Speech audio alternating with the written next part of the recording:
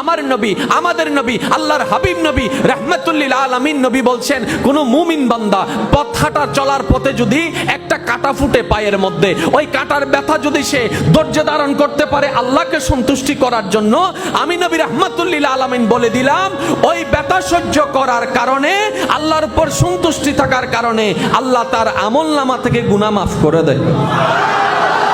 আর একটু জোরে, ফুটলেন কি? কথা বলে না। ফুটলেন কি? এবার আপনি শুধু কি করেছেন জানেন? ও ও মারে, কষ্ট হচ্ছে কিন্তু একটু ধৈর্য ধরলেন, কারণ আপনি চিল্লাইলেও ব্যথা থাকবে। খুব খেয়াল করবেন, চিল্লাইলেও ব্যথা থাকবে। আপনি ফেল করছেন আর কি পরীক্ষা, আপনি ফেল করেছেন আর কি পরীক্ষা, এখন কান্নাকাটি করলে তো আর সেটা এ প্লাস আসবে না।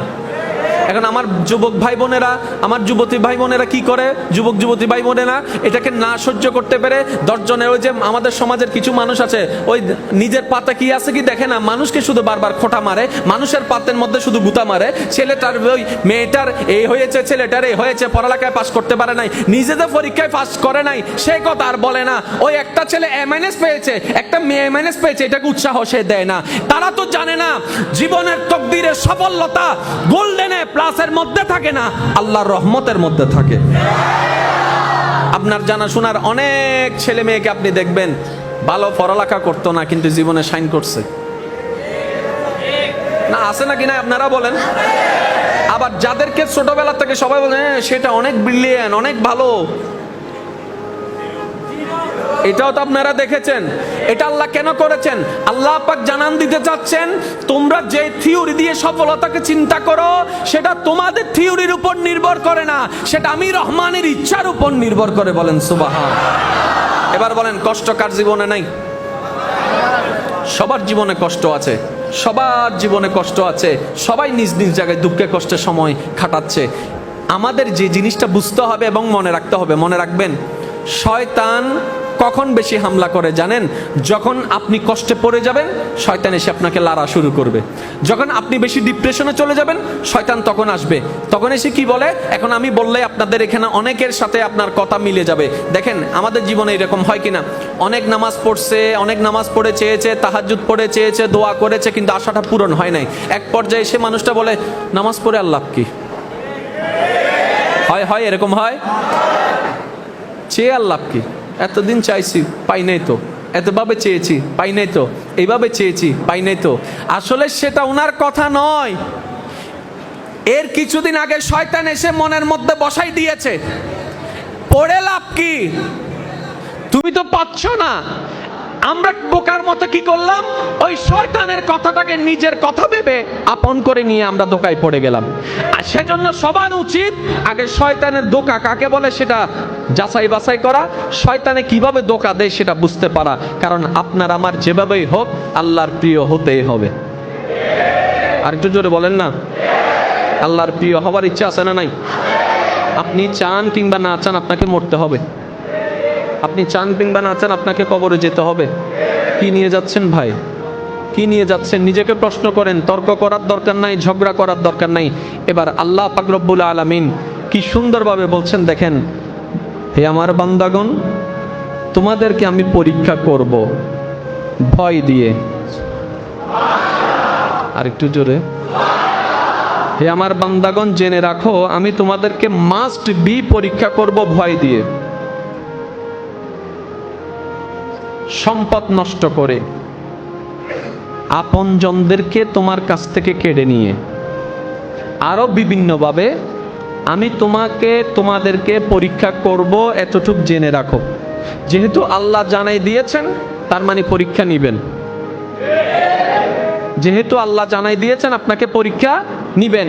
এবার আপনি যতদিন এই দুনিয়ার মধ্যে থাকবেন এই পরীক্ষা আপনাকে সম্মুখীন হতেই হবে, হয়তো এইভাবে, না হয় এইভাবে, না হয় আপন দিয়ে, না হয় পর দিয়ে, আপনাকে এই পরীক্ষার সম্মুখীন হতেই হবে, এতটুকু মনে বসাই নেন। এবার পরীক্ষা যখন সামনে, ইচ্ছা করুক না করুক, মনে ভয় লাগুক না লাগুক, পরীক্ষার হলে তো যেতে হবে।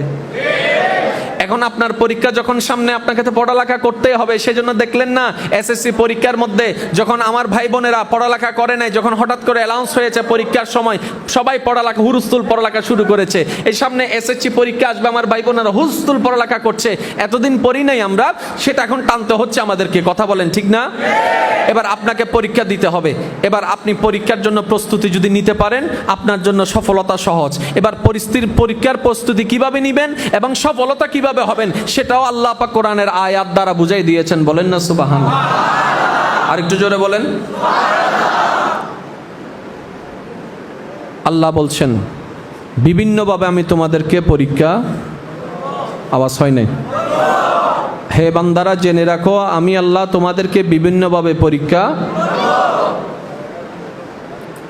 কিন্তু ওয়াবাশশিরিস সাবিরিন, শুভ সংবাদ আমি আল্লাহ জানাই দিলাম তাদের জন্য যারা সেই বিপদ আপদ মুসিবতের মধ্যে এসে শয়তানের পাল্লায় না পড়ে আমি আল্লাহর উপর সন্তুষ্ট থাকতে পেরে ধৈর্য ধারণ ধরে থাকতে পারে, ধৈর্য ধারণ করে থাকতে পারে।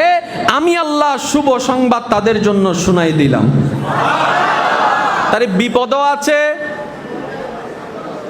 শুভ সংবাদও আছে। একটু খেয়াল করবেন, বিপদও আছে, শুভ সংবাদও। এবার বলেন তো কোনটা আগে? জোরে বলেন না। শুভ সংবাদ, শুভ সংবাদ। এবার শুভ সংবাদ চাই না কে?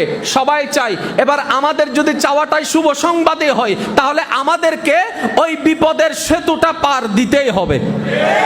এবার বেজার লাগে কোথায়, শুভ সংবাদে নাকি বিপদে? জোরে বলেন না। হতাশ হয় কখন, শুভ সংবাদে না বিপদে? এবার আপনার ব্যবসা করেছেন অনেক টাকায় লোন করে, অনেক টাকা লোন করে আপনি অনেক কষ্ট করে ব্যবসা দাঁড় করাইছেন, 3 মাস আপনি লস। এবার আপনার সব দিক থেকে সবাই চাপ দেওয়া শুরু করলো, টাকা দাও টাকা দাও টাকা দাও। এখন আপনি ডানো বামো সামনো পিছনো পথ দেখতে পাচ্ছেন না। এই কৌশলগুলো যদি আল্লাহর ওয়াস্তে যদি আমরা শিখে ফেলতে পারি, সবার আমাদের মধ্যে ঈমানের আলো জ্বলে উঠবে। সুবহান।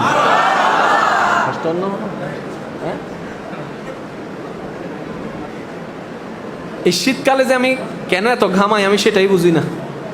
অনাতুন গরম লান না, অদুনো হদ্দা না অদুনো হদ্দা, হ্যাঁ হন্ডে যাইতাম। আপনাকে পেয়ে সবাই ঠান্ডা হয়ে গেছে, আপনাকে পেয়ে সবাই ঠান্ডা হয়ে গেছে। ইতারা মনে কষ্ট পার ফানলার। এই আলোচনাটা বুঝার দরকার আছে না নাই? আমি প্রায় সময় একটা আফসোস করি,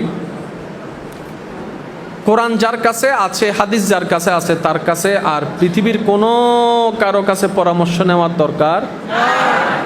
আমরা এত ডিপ্রেশনে পড়ে আছি কেন? আমরা কোরআনটাকে আসলে বুঝার মতো, বলেন না ভাই একটু, আমরা কোরআনটাকে বুঝার মতো বুঝি নাই। এই কোরআনটাকে যদি আমরা বুঝার মতো বুঝতে পারতাম রবের কালাম হিসেবে, হায় হায় হায়, আমাদের জীবনের সমস্ত কিছুই সমাধান হয়ে যেত। এখন একটু খেয়াল করবেন, আয়াতটা বুঝার চেষ্টা করি, আল্লাহ যদি আমাদেরকে তৌফিক দান করে। আর একটু জোরে বলেন না।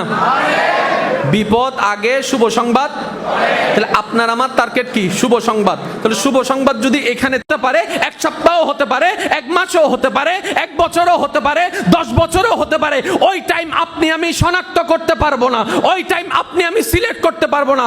রবের যেই দিন ইচ্ছা সেই দিনেই তিনি আমাদেরকে পার করাই দিবেন। সুবহান। তাহলে আপনাকে আর শয়তানে ফাঁদে ফেলতে পারবে না। আরো জোরে বলেন না, ফাঁদে ফেলতে পারবে।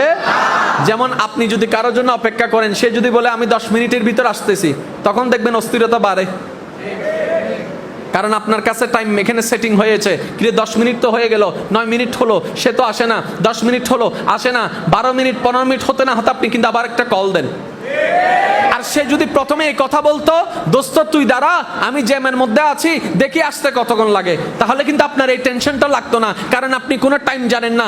আমরা বেশিরভাগ মানুষ বোকামি করি কি জানেন? এই যে আমরা নামাজ পড়লাম, কোন একটা স্বপ্ন চাওয়া পূরণ হওয়ার জন্য রোজা রাখলাম, নফল নামাজ পড়লাম, তাহাজ্জুদ রাখলাম, তাহাজ্জুদ করলাম, দোয়া করলাম, আমাদের চাওয়াটা হয় কি এটা ইমিডিয়েটলি যেন হয়ে যায়, ইমিডিয়েট যেন পেয়ে যায়। এমন ভাবে ভাবনি আমরা এক একজন আল্লাহর ওলি হয়েছি, আমরা এক একজন আব্দুল কাদের হয়েছি, আমরা এক একজন মঈনুদ্দিন হয়েছি, আমরা এক একজন রাবিয়া বসরি হয়ে গেছি, আমাদের তো সেই ধৈর্য এখনো হয় নাই, আমাদের ঈমান তো সে এখনো হয় নাই। আমাদের বুঝতে হবে বান্দার কাজ শুধু চাইতে থাকা, রহমানের যেই দিন ইচ্ছা সেই দিনে তিনি দান করবেন। এবার আপনার জীবনে তো অনেক কষ্ট, এটাই তো আপনার দুঃখ। আপনার জীবনে তো অনেক কষ্ট, আপনার জীবনে তো অনেক পরীক্ষা, সেটাই তো আপনার মন খারাপ।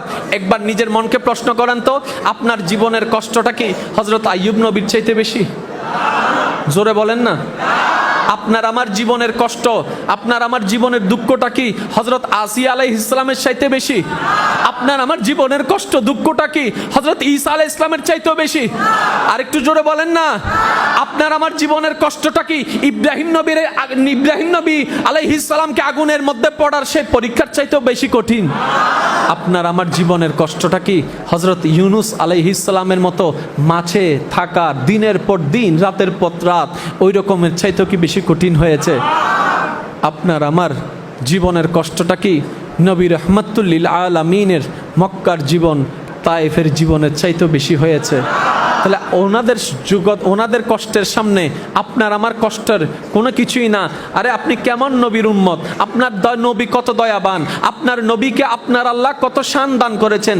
আরে যেই নবীর, গভীর মনোযোগ, যেই নবীর দরবারে ফেরেশতাদের জিবরাইল আসতো, আর একটু জোরে বলেন না, এই জিনিসটা একটু মনে বসায় নেওয়ার চেষ্টা করবেন। যেই নবীর দরবারে ফেরেশতাদের, নূরের ফেরেশতাদের সর্দার আসতো, যেই নবীর লাগতে জিগর নাতিদের জন্য জান্নাত থেকে পোশাক আসতো, যেই নবীর কদম হচ্ছে জমিনে, আল্লাহ এমন দয়া দান করেছেন হাতটা বাড়াই দিলে হাত পৌঁছাই দিত জান্নাতের বাগানে। যেই নবীর একটা ইশারায় কাদ নারা তাকাল্লুবা, একটা ইশারায় কিবলা পর্যন্ত আল্লাহ পরিবর্তন করে দেয়। আর একটু জোরে বলেন না সুবহানাল্লাহ। যেই নবী পথ দিয়ে হেঁটে গেলে নিষ্প্রাণ পাথর পর্যন্ত সালাতু সালাম দিয়ে দিত। সেই নবী জীবনে বুকের কষ্টে থাকবে, ক্ষুধার যন্ত্রণা থাকবে, এটা কি মানা যায়? জোরে বলেন না রে ভাই। রিজিকের মালিক কে? আরো জোরে বলেন, রিজিকের মালিক কে? এবার আমার নবীকে, আল্লাহর বন্ধু, আল্লাহর হাবিব রাহমাতুল লিল আলামিন, তাহলে সেই নবীর ঘরে বলে খাবার, আমরা শুনি সেই নবীর ঘরে খাবার নাই, একটা খেজুর দিয়ে 3-4 জনে ভাগ করে খায়, একটা খেজুর দিয়ে 3-4 দিন ধরে খায়, 3 দিন উপবাস থাকে, খাবার নাই, সন্তানরা খেতে পারে না, নাতি খেতে পারে না। ইয়া নবী রাহমাতুল লিল আলামিন, আপনি চাইলে তো জান্নাতের খাবার প্রতি মুহূর্তে আপনার ঘরে আপনার আল্লাহ পাঠাই দেয়, আপনি চাইলে তো জিবরাইল জান্নাত থেকে খাবার নিয়ে আসে, এত কি সুযোগ থাকার পরও আপনি কেন উপবাস আছেন? তখন নবী রাহমাতুল লিল আলামিন বলে, আল্লাহ আমাকে না পাওয়ার দিয়েছে, আমাকে না অথরিটি দিয়েছে, আমাকে না সুযোগ দিয়েছে, আমাকে না ক্ষমতা দিয়েছে, আমার উম্মতদেরকে তো সেই ক্ষমতা সবাইকে দিবে না, আমার উম্মতরা তো সেই ক্ষমতা পাবে না। আমার উম্মতের মধ্যে অনেক গরিব উম্মত, খাবার অভাবে কষ্ট পাবে, রিজিকের অভাবে কষ্ট পাবে, তারা বাজার করতে পারবে না, অর্থনৈতিক কষ্ট পাবে। তারা যদি শুনে তাদের নবী এত পাওয়ার সুযোগ থাকার পরও কখনো বেঈমানি করে নাই, অন্যায় পথে যায় নাই, খোদাকে আপন করে নিয়েছে, আল্লাহকে ছাড়ে নাই, তখন ওই উম্মতরা বলবে নবী যদি খোদার যন্ত্রণায় ঈমান রক্ষা করে ধৈর্যের সাথে থাকতে পারে, আমরা নবীর উম্মতরাও ঈমান বিক্রি করব না, ধৈর্যের সাথে থাকতে পারবো। আল্লাহু আকবার। নারে রিসালাত, নারে গাউসিয়া, পবিত্র ঈদে মিলাদুন নবী। উচ্চ আওয়াজে বলেন না সুবহানাল্লাহ।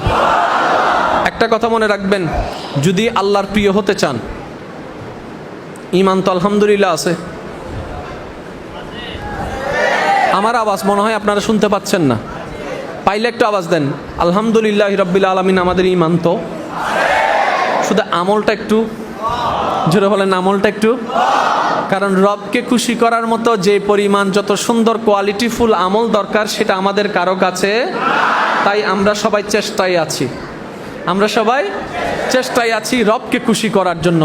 মনে রাখবেন আজকে থেকে একটি কথা, জীবনে যাই আসুক, পক্ষে হোক বিপক্ষে হোক, একটা সূত্র মনে রাখার চেষ্টা করবেন, এটা আপনার ফ্যামিলিগত হোক, ফ্যামিলির বাইরে হোক, দৈনন্দিন জীবনের 24 ঘন্টা এই কথাটা মনে রাখবেন।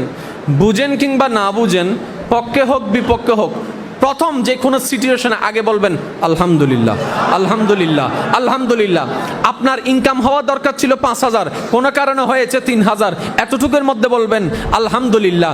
আপনি চেয়েছেন একভাবে, হয়েছে অন্যভাবে, বলবেন আলহামদুলিল্লাহ। কারণ আপনি যখন 5,000-এর জায়গায় 3,000 পেয়েছেন, মন খারাপ করলে সেটা তার 2,000 হবে না। খামাখা মন খারাপ করার তো দরকার নাই, কারণ আপনি যখন নিজের মনটাকে খারাপ করবেন, শয়তান আসার সুযোগ পেয়ে যাবে। আপনি যদি 3,000-এ বলেন যে আলহামদুলিল্লাহ, শয়তান আসার পথটা বন্ধ হয়ে যাবে। এটাই আপনার ঈমান আর চুরি করতে পারবে না। এবার পক্ষে হোক বিপক্ষে হোক, পছন্দের হোক অপছন্দের হোক, বলবেন আমার আল্লাহ আমার জন্য যেটা ভালো মনে করে সেটাই আমার জন্য করবে, আমার আল্লাহ যেটাই করে সেটাই ভালোর জন্য করবে। আলহামদুলিল্লাহ, আলহামদুলিল্লাহ, আলহামদুলিল্লাহ। আপনি দুনিয়ার জমিনে অল্প অল্প নিয়ামত পেয়ে যখন আলহামদুলিল্লাহর প্র্যাকটিস জীবনে করে ফেলতে পারবেন, সুখ দুঃখে সর্বদা আপন রবকে সন্তুষ্টি করার জন্য ইয়াদ করতে থাকতে শুরু করবেন। আল্লাহ পাক বলে ফাজকুরুনি আযকুরুকুম, ফাজকুরুনি আযকুরুকুম। সুবহানাল্লাহ বলে না তো? আরেকটু জোরে বলেন না সুবহানাল্লাহ। ফাজকুরুনি আযকুরুকুম। বান্দারে, তুমি আশা করেছিলে ততটুক পাও নাই, তার চাইতে অর্ধেক পেয়েছো, কিন্তু তুমি আলহামদুলিল্লাহ বলে আমি আল্লাহকে স্মরণ করেছো। বান্দারে, তুমি তো শুনো নাই, তখন তুমি স্মরণ করার সাথে সাথে তুমি আমি আল্লাহ স্মরণে পড়ে গিয়েছিলা, কিন্তু আমি সেটা রিয়েক্ট দেখাই নাই, তোমার ধৈর্যের পরীক্ষা দেখার জন্য। এইরকম করতে করতে যেই দিন আপনার এই ধৈর্যটা আপন রবের কাছে পছন্দ হয়ে যাবে, আল্লাহ পাক বলবে জিব্রাইল আজকে থেকে অমুকের ছেলে অমুক, অমুকের ছেলে অমুকের সাথে তুমি হয়ে যাও। আল্লাহ পাক বলবে জিব্রাইল আজকে থেকে আমার বান্দাকে তুমি সাপোর্ট করা শুরু করে দাও। জিব্রাইল বলবে, ফেরেশতা বলবে আল্লাহ আমি কেন করব, সে কি করেছে? রব্বে করিম বলবে সে ধৈর্য ধরে আমার পরীক্ষায় পাশ হয়েছে, আজকে থেকে আমি আল্লাহ তার সাথে হয়ে গিয়েছি। ইন্নাল্লাহা মা'আস সাবিরিন। ওই দিন থেকে আপনার সফলতা শুরুটা বলে নাই, ওই দিন থেকে আপনার সফলতা, আওয়াজ এখনো পাই নাই, ওই দিন থেকে আপনার সফলতা শুরুটা আগে আসতে হবে তো, তারপরে না বুক করা, খাওয়াটা আগে আসতে হবে তো, তারপরে না খাওয়া। এখন খাবার টেবিলে আসে নাই, চিল্লা ফাল্লা শুরু করে দিলে হবে? কারণ এখনো তো খাবার রান্না, জোরে বলেন না, এখনো খাবার রান্না। জীবনে যদি সফলতা চান, ধৈর্য ছাড়া দ্বিতীয় কোনো উপায়। এবার আপনার আল্লাহ ওই আয়াতে আপনার আমার জন্য কি নিদর্শন দিচ্ছেন দেখেন। ধৈর্য ধারণ করা, ওয়াবাশশিরিস সাবিরিন, ধৈর্য ধারণকারীর জন্য শুভ সংবাদ। তো ধৈর্য ধারণকারী কারা? আল্লাযিনা, যারা ইজা আসাবাতুহুম মুসিবা, যখন ওই বান্দাদের উপর কোনো মুসিবত চলে আসে, দুঃখ চলে আসে, কষ্ট চলে আসে, তারা পেরেশান হয় না, তারা শুধু একটা কথা বলে কি? ইন্না লিল্লাহি ওয়া ইন্না ইলাইহি রাজিউন, ইন্না লিল্লাহি ওয়া ইন্না ইলাইহি রাজিউন। আমার পথে থাকা বান্দারা নিরাশ হয় না, হতাশ হয়ে শয়তানকে সুযোগ দেয় না। তারা বলে যেটা হারিয়েছে সেটা আমার নয়, সেটা আমার আল্লাহর। এবার আমি আপনাদেরকে বলি, ভাইজান কষ্ট হচ্ছে আপনাদের?